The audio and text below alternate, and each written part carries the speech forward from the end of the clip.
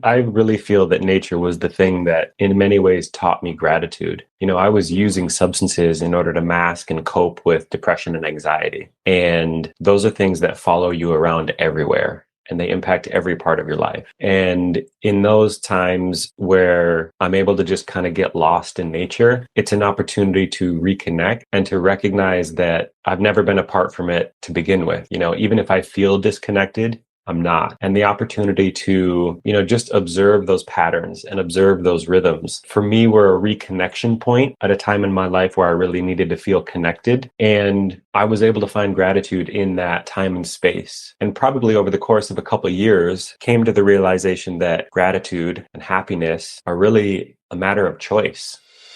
Stay connected to gratitude. Hit the follow button right now and join thousands of listeners tuning in each week. We're the Gratitude Seekers. Come join us.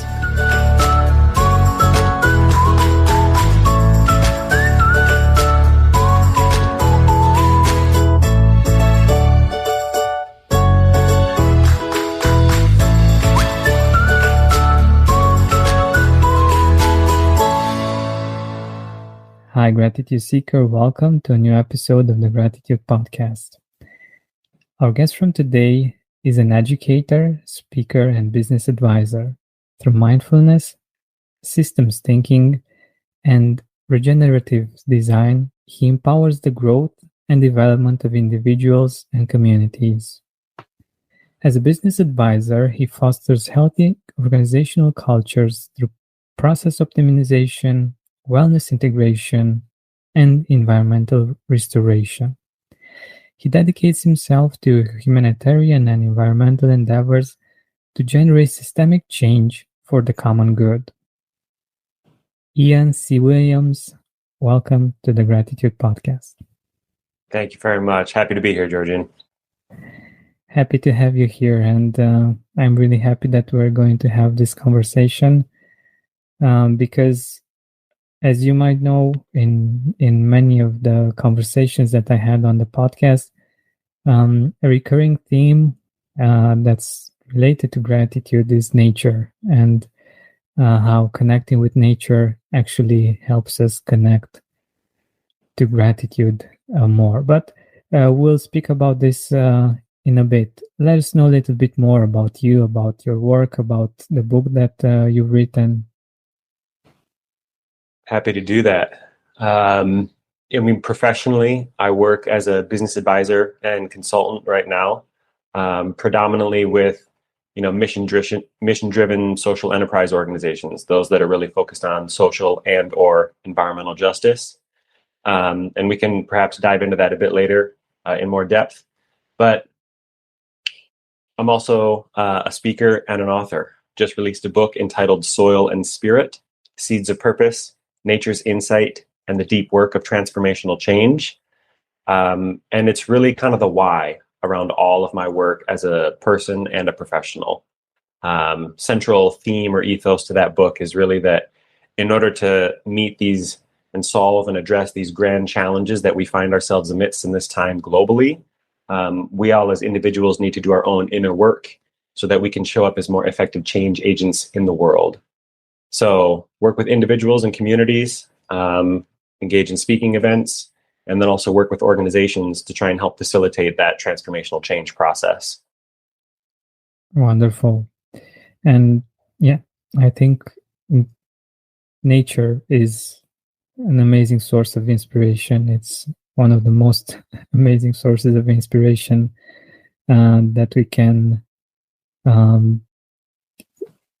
rely on in this life. And I think it's wonderful that you have a big why that you've constructed your life around. So let us know a little bit about your story. Like how did you discover this big why? Yeah, it really probably my relationship with nature probably starts back in childhood. I have a mother who is a wonderful person and loves nature herself. And so some of my earliest nature-based memories are, family camping trips, hiking, horseback riding, really kind of influenced by the things that she loves about nature, and she just brought us along for the ride. And as I moved into adolescence, I kind of grew away from it, maybe so to speak. Entered a phase of about 12 years of substance use and abuse, and so I kind of lost touch with it a bit. But as I started to kind of grapple with the reasons why I was using substances, and as I really started to get serious about my own healing journey, now about 7.5 years in recovery, um, it was a source of reconnection and a place for healing. And so, really some of my fondest memories with nature right now as an individual, just kind of in layman's terms, is just kind of getting lost. I'm the person who's happy to just drive to the park and wander for a couple hours and find a tree or a body of water to sit down next to and stare off into the distance for a while, before returning to civilization, so to speak. And that was, in my recovery process through substance use, it was a consistent thing. You use the word something to rely on. And I was absolutely able to do that. It was a very consistent relationship. It was a very safe place to always return to. And that was important for me on my healing journey. I really needed that because internally for me, it wasn't a very safe space. Socially and environmentally, I think probably a bit more safe. But anyone who's dealt with, chronic illnesses like depression, anxiety, things like this, it's not always safe to be with yourself. And so to be able to go out in nature and just kind of let that stuff fall away, to get lost in the songs of the birds, the wind moving through the trees, rustling all the leaves, that was a really healing place for me. And so it was probably, late adolescence, young adulthood, where I really started to reconnect with nature after falling out of touch with it. And then when I started to wake up to the affairs environmentally, right, especially where we're at globally, amidst climate change, I realized that in order for us to address that challenge, we really have to, as individuals, as communities, we have to recognize our connection to nature. And not only do we have to recognize that connection, but we have to honor it in a way that demonstrates that we are within the bounds of natural law. We are not separate from nature in any way.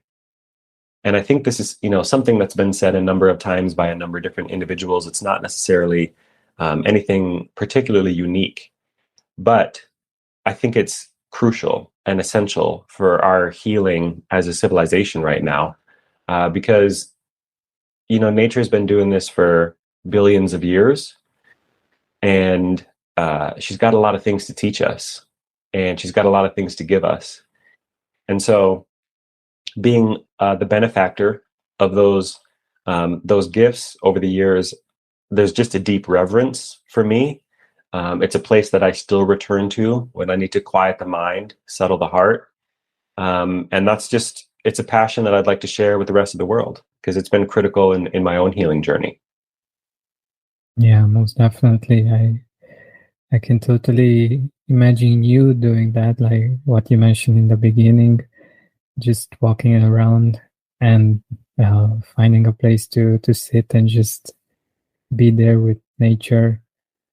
And I think we all need to do that. And especially nowadays, when in many cities it's mostly concrete and not enough trees, not enough nature,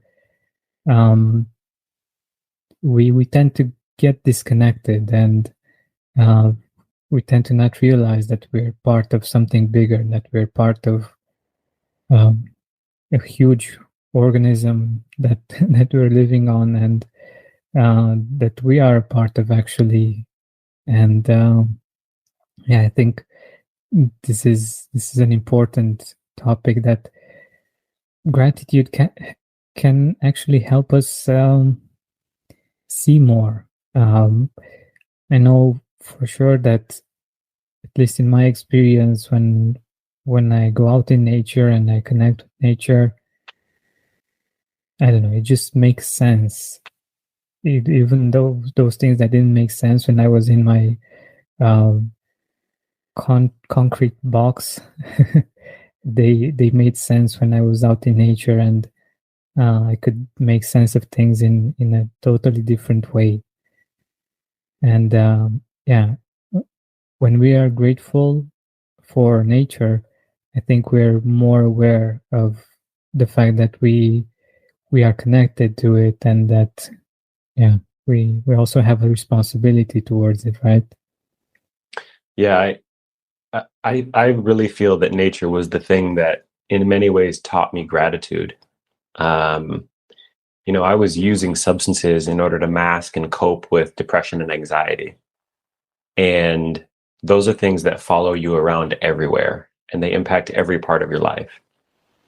And in those times where I'm able to just kind of get lost in nature, it's an opportunity to reconnect and to recognize that I've never been apart from it to begin with. Even if I feel disconnected, I'm not.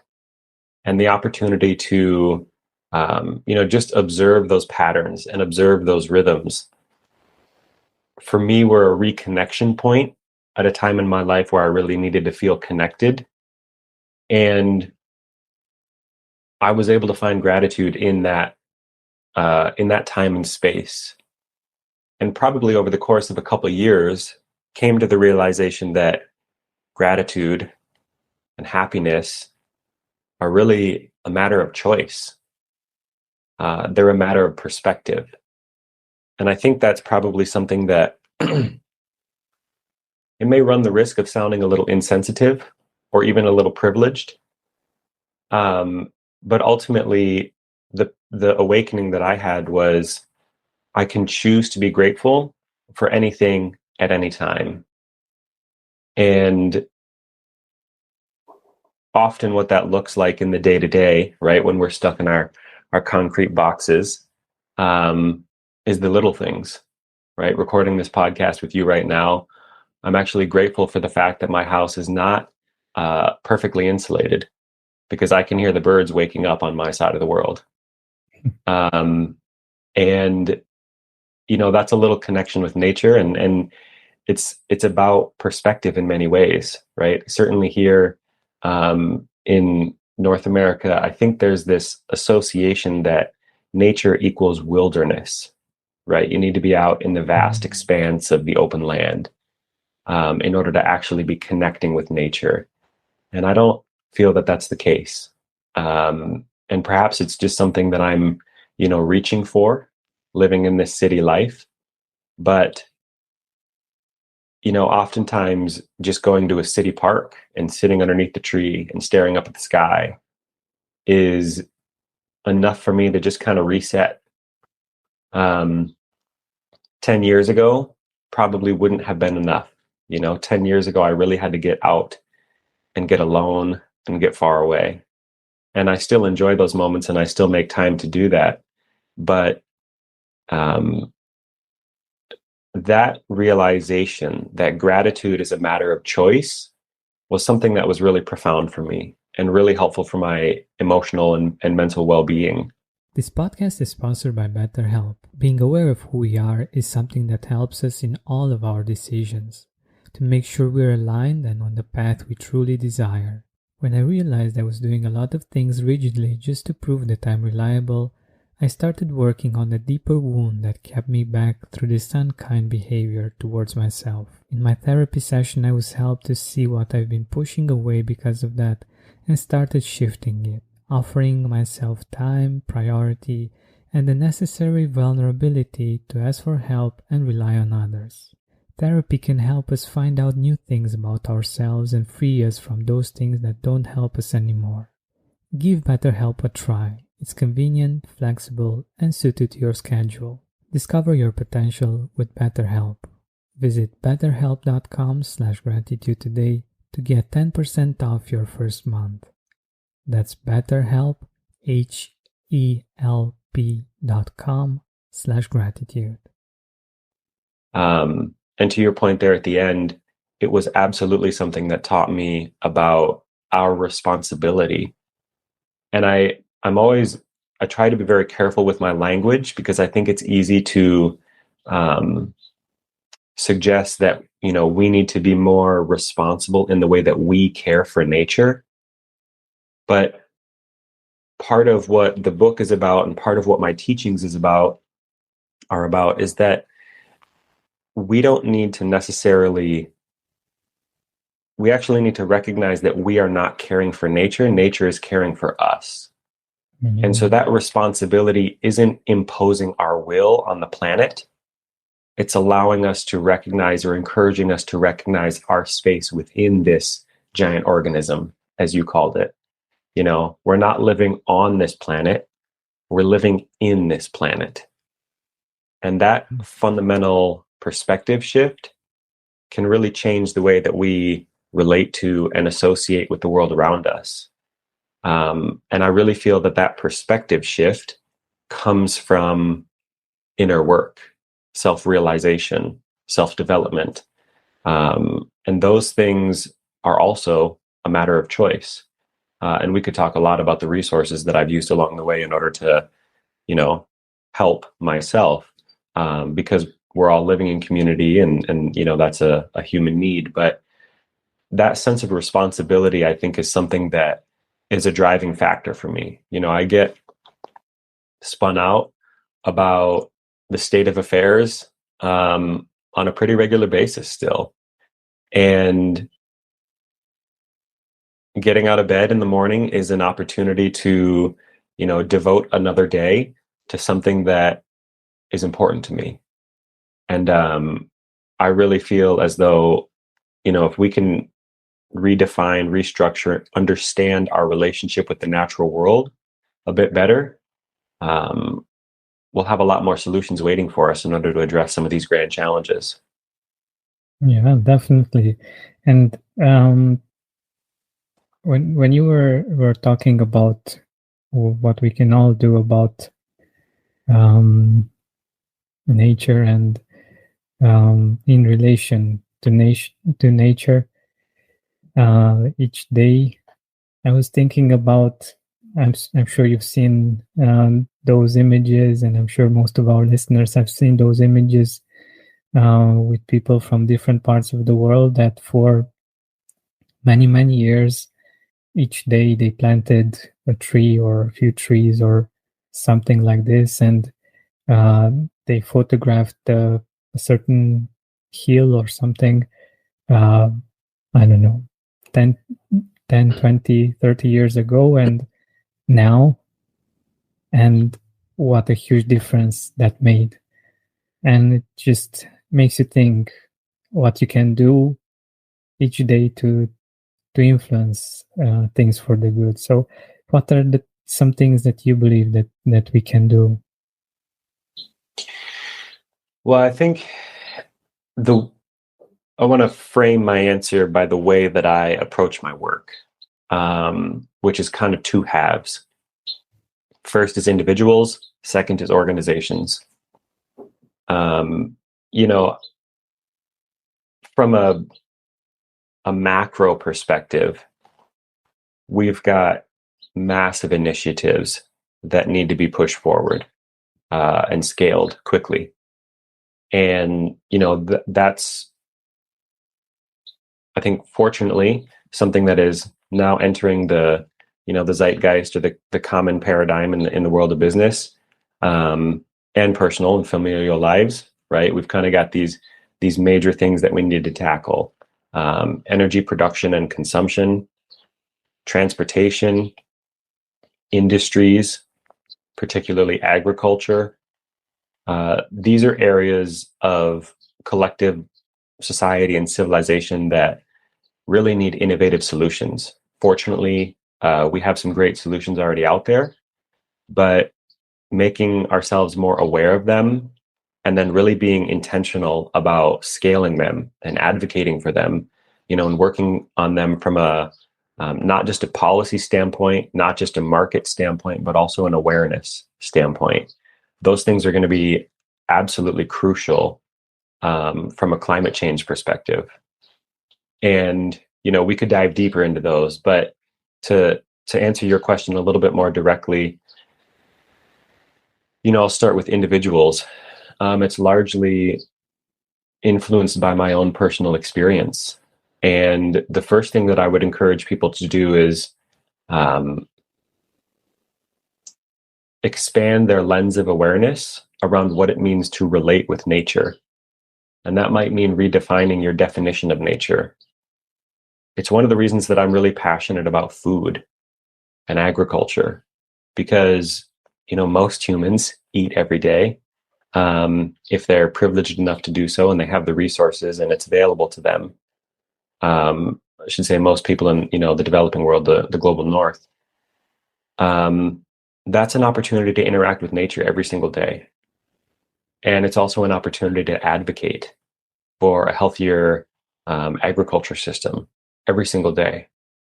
If you have the opportunity to make conscious choices about where you're sourcing your food from, if you have the resources to do that, that's a wonderful place to start. You mentioned, cities being having a lack of nature, and I would tend to agree with you. There are some wonderful initiatives going on, at least here in North America. But I would say that they could stand to be scaled. The heat island effect is real. Environmental justice concerns are real. Oftentimes we have, BIPOC communities living in the most polluted parts of cities. And these are things that need to be addressed. And we have the remedies and the remediation tools to start addressing them in a really substantial way. And the easiest way to do that is, like you said, just go plant something. It doesn't even matter what it is. Plant a tree, plant a backyard garden. If you live near a community garden, maybe go find a plot. I've been known to just throw seed bombs or seed balls outside from my car window, which I don't technically think is legal, but I also technically don't care. Just plant something, find a way to get outside. And I think for the individual, for the family, for the community, the friend group, it just starts with making nature a part of your daily life. Because when you do that, when you plant that seed metaphorically, it will just grow naturally, no pun intended. And from a nature standpoint, like I talked about industry earlier, there's a few kind of, according to my knowledge of the research, kind of linchpin items that we need to be focused on. One is soil health. Without soil health, all of this becomes so much more difficult. The second is biodiversity. We need to be much more intentional about recultivating diversity of seed crop, particularly in our food, but also just in nature in general. Pollinators are huge, particularly when it comes to food production. And, for the people that have even been marginally connected and aware of the environmental movement in recent decades, like, bees are at risk, pollinators are at risk. So those are some linchpin items that I think if you really want to know, like, where am I going to get the most bang for my buck? Go learn about soil health, learn about biodiversity, learn about pollinators, and any one of those things is going to give you an avenue into where you can have the greatest impact. Certainly there are others as well. So, from an individual and familial perspective, community perspective, just make nature a part of your daily life. Find a way to do it. Even if it's when you get home from work, instead of walking straight inside, spend 5 minutes sitting on your step. Put your phone away, set your backpack down, and just watch the world go by. Pay attention. The clouds moving through the skies, the birds flying, chirping, whatever that is in your area of the world, just observe it. And from an organizational perspective, switching lanes a little bit, this is where I think it gets a bit more complex. and the problem solving becomes a bit more interdisciplinary. The way that I and we approach our work with organizations is still largely through the individual first. The theory of change that we can make stronger organizations more resilient organizations if the people within them are more resilient.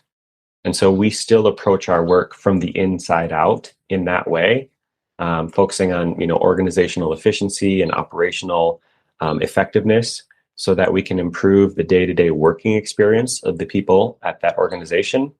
And then we move often into employee well-being and engagement, literally trying to provide foundational tools for the people in that organization to create more holistic and healthy lives, both in and out of work. And then the third phase or bucket of work that we focus on is social and environmental impact. And our approach to that work is, I would like to think, fairly unique in the sense that we're giving organizations a framework that allows them to define what social and environmental impact mean.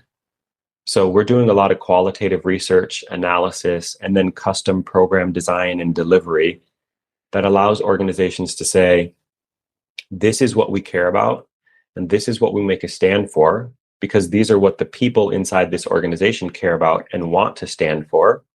And then we help facilitate a process that allows them to turn that into, part of their day-to-day, week-to-week, month-to-month, year-to-year operational plan or organizational plan. But, if we were to kind of zoom out, that's what we're doing on the grassroots level in our work. If we were to zoom out and think about organizations as a whole, this brings us to a conversation about scope 1, 2, 3 emissions. We need to be thinking about the impact on the environment that our organizational structure and supply chain has, and be taking steps necessary to address those things.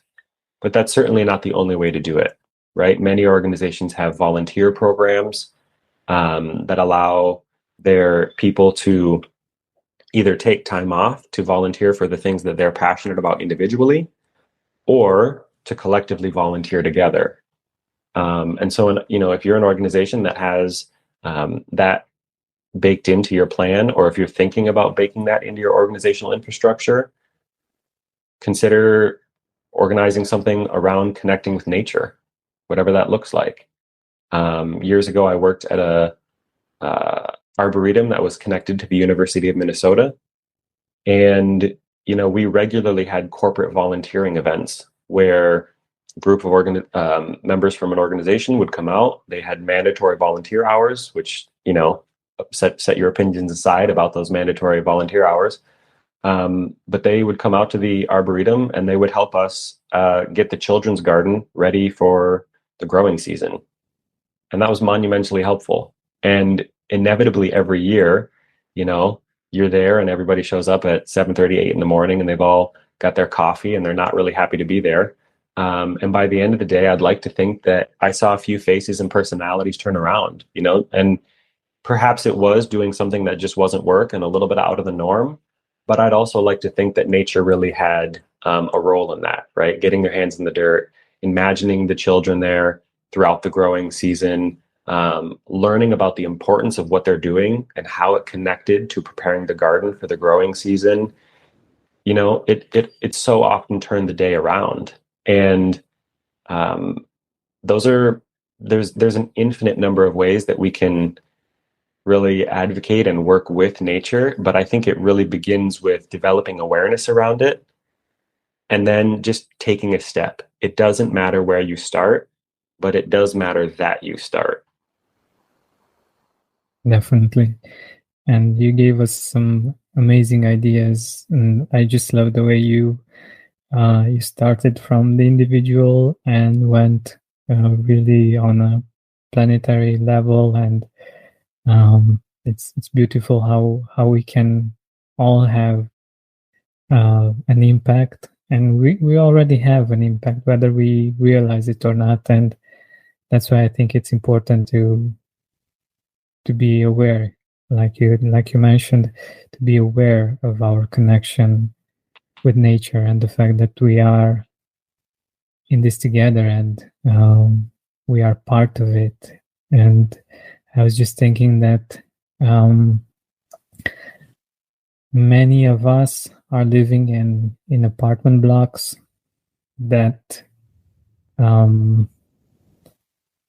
can really feel disconnected to nature, and many things that were natural for us as humans 100 years or 200 years ago now are, I don't know,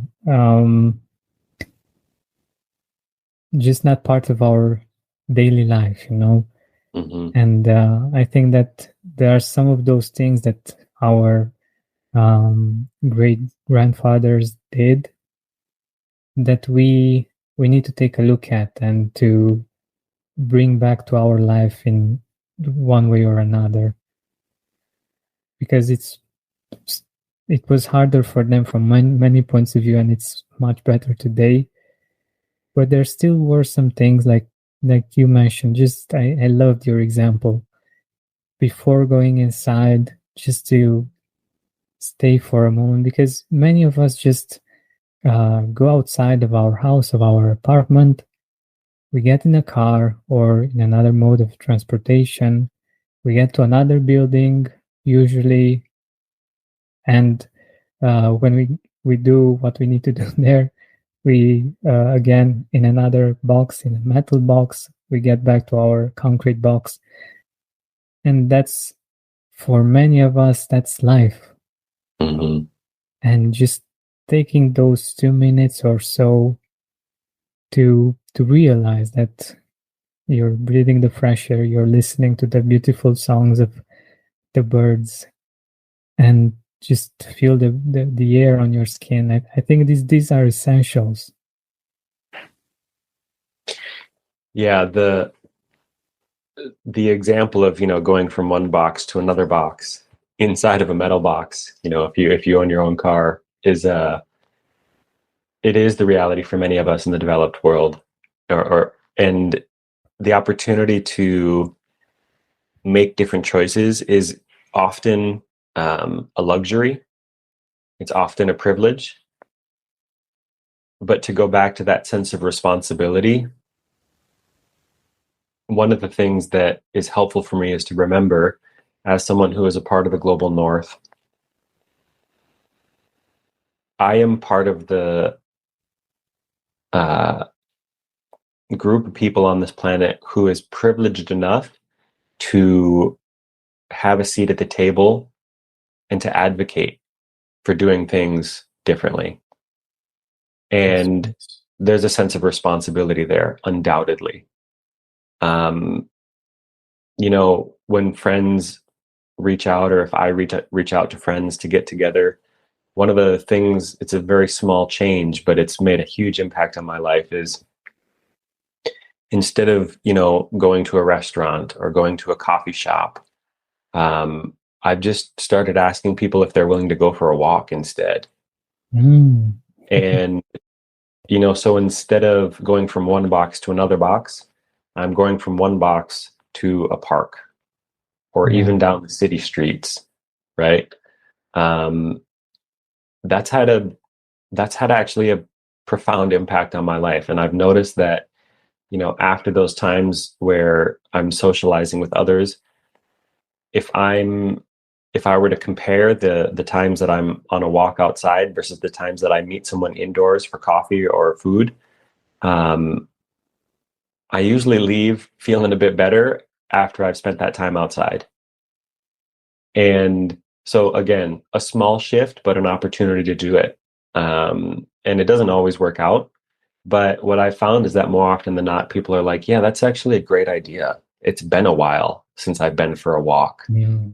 Um, and so, for what it's worth, that's another place to start.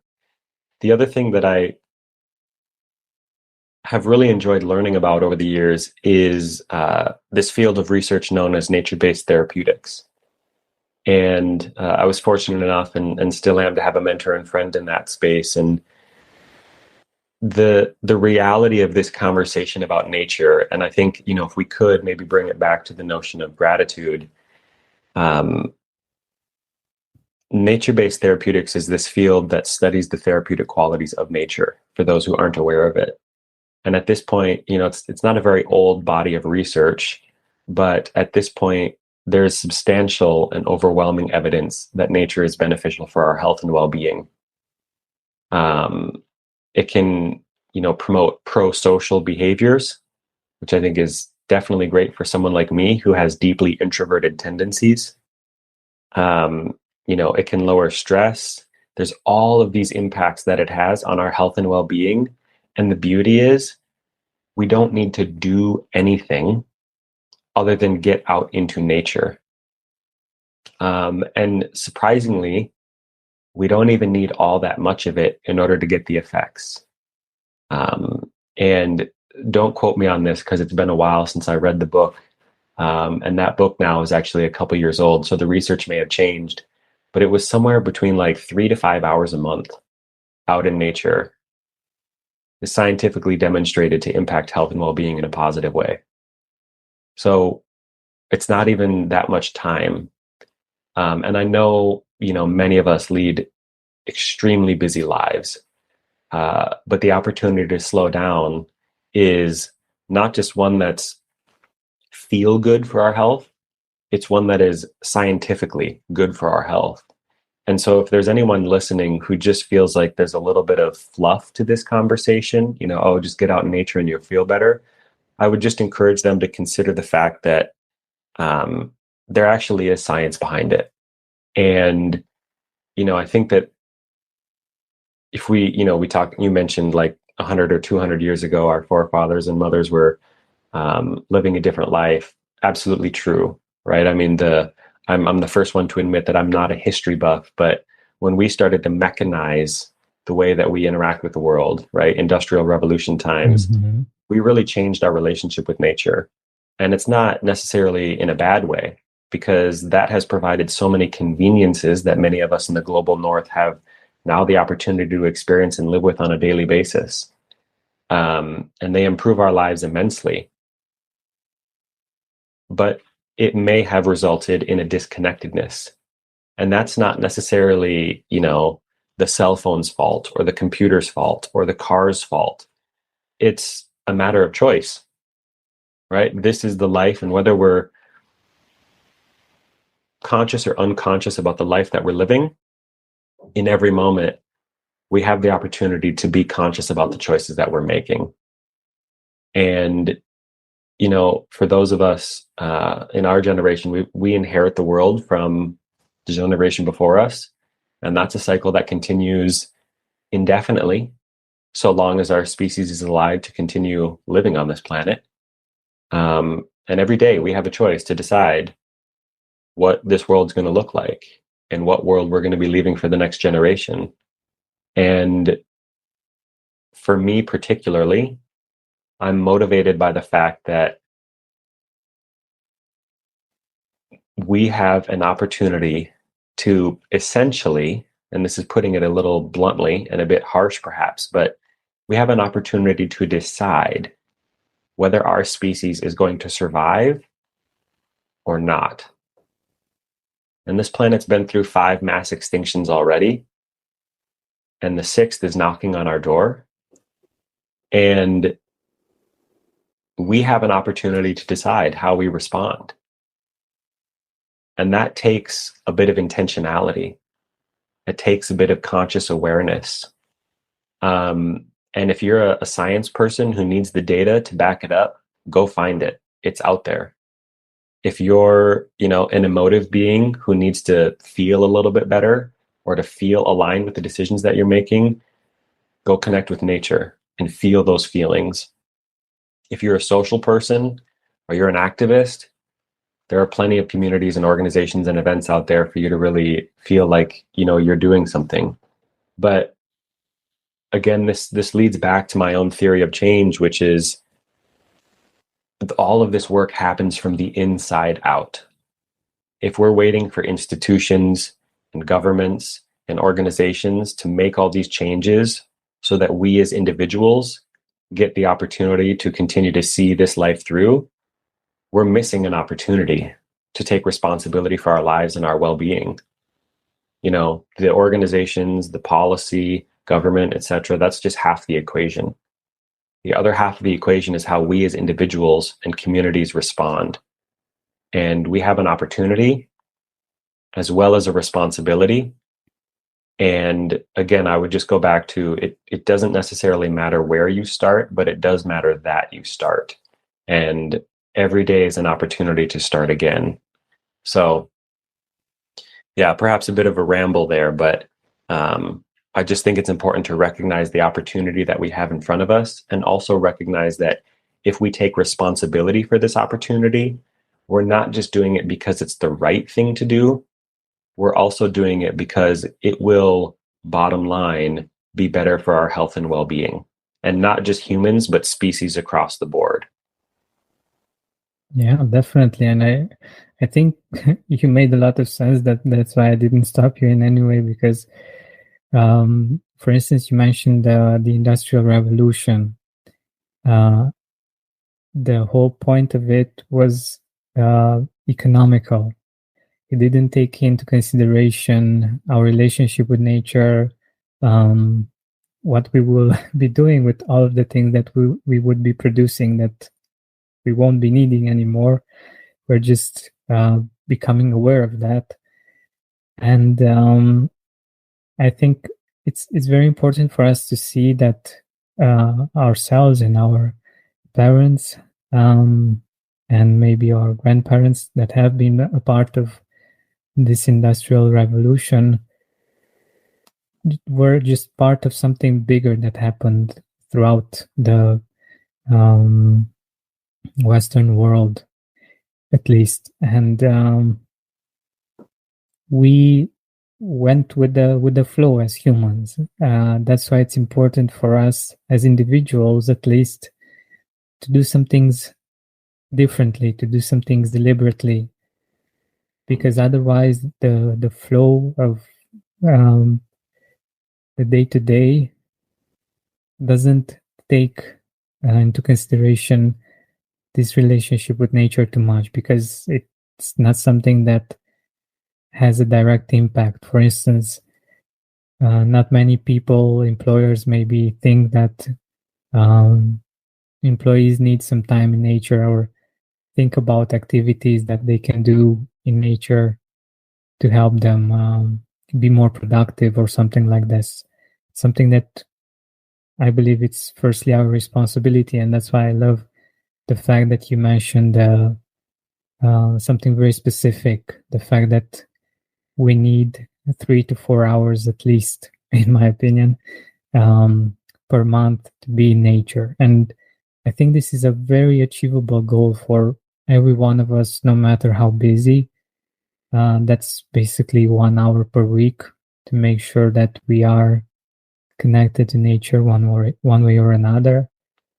And yeah, that can be something simple, as you mentioned, just before going inside, being outside for a few minutes each day, and appreciating nature.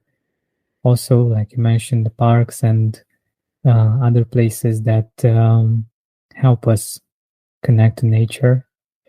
And also, I remembered when I was a child, and when you were talking about the boxes, I was looking forward when I came back from school. I just couldn't wait to go outside, and I think that's natural. It's something that comes naturally from inside of us to want to be outside, just because, just to smell the fresh air, to be outside, to be one with nature one way or another. And I didn't even care at times if there was anyone else outside at that point, but just the fact that I was able to be outside after being for, I don't know, 6 or 8 hours, or I don't remember exactly how many hours I was in the classroom. That was exhilarating. Yeah, I mean, touching back on this notion of redefining our definition of nature, I think children are a perfect example, right? Yeah. Because whether they're in a backyard or in a sandbox or on a playground, it almost doesn't even matter, right? They're just outside. And for anyone who's taken the time to observe children, indoors versus outdoors, it changes the nature of the way that they play and move through the world. And to think that, there's this magical day when we turn 18 or whatever age it is, that somehow that has to stop or that changes in some way, I think is perhaps a little naive. Um, you know, I live here in Minnesota, which is a state in the northern United States, near Lake Superior and the Great Lakes, and so we get winter. And there's a lot of people here who, they just can't wait for it to be over, right? It's usually 6, 7 months out of the year. Um, and there can be a lot of snow and a lot of ice. And that's a stretch where a lot of people, they just stay inside for 6 months at a time. And it is perhaps a little bit more work. It's less convenient to go outside and connect with nature because it's cold and you got to put your gear on and all of these things. But, I spent a few years in youth education. And one of the things that I learned, one of the things that those children taught me was to kind of get over that and to just get out and find a way to enjoy it. And oftentimes just getting out means that it's almost inevitable you will enjoy it. In order to, I'm still a bit envious of friends who commute via bike. Having done that for one winter here in Minnesota, I learned that it's just a very different way to move through the world, to transport, right? You're not inside of a insulated vehicle where you're disconnected from the natural elements. You're in the natural elements. And, I tell myself, well, I don't do that anymore because I don't have the time. But the reality is you make the time, right? I mean, I have a friend right now who's at university full time, working full time, recently married, just bought a house. I mean, he's one of the busiest people I know, and he still commutes via bike, So there's really no excuse in that sense. And that's not to be, demeaning or shaming to anyone who's not commuting via bike in any way, or even to myself. It's just meant to make the point that it's a matter of choice, and to make that choice. I love that you use the word deliberate, because it is about that. It's about being deliberate and intentionality. And we have the opportunity to do that. And to the same way that we have an opportunity to choose gratitude. These things are not contingent upon the external circumstances or landscape. They're contingent upon the internal landscape. And that internal landscape, what's inside of all of us, is 100% up to us. We are creating that self-reality and the reality of self. And so I would just encourage, everyone out there to sit deeply with that. And it's still something that I have to sit deeply with on a regular basis, to remember that, my happiness, my gratitude, my well-being is not contingent upon the external world or other people being a certain way. It's contingent upon my ability to respond and maintain my own centeredness and well-being, no matter what's going on around me. Exactly. I love it. I love it. And yeah, it's a wonderful ending for our wonderful interview. I'm really happy that we got to have this conversation. And I'm sure that our listeners have gotten quite a lot of great ideas that they can implement. For me, just a simple one that makes me think is having a specific time frame for being in nature. I think it's something that's achievable for most of us, at least, if not for all of us. And just the fact that we can start from there and we can create some amazing changes in the world. So let us know where can our audience find your book, get in touch with you. Absolutely. Again, the book is Soil and Spirit, Seeds of Purpose, Nature's Insight, and the Deep Work of Transformational Change. You can find it online in almost any place that you purchase books.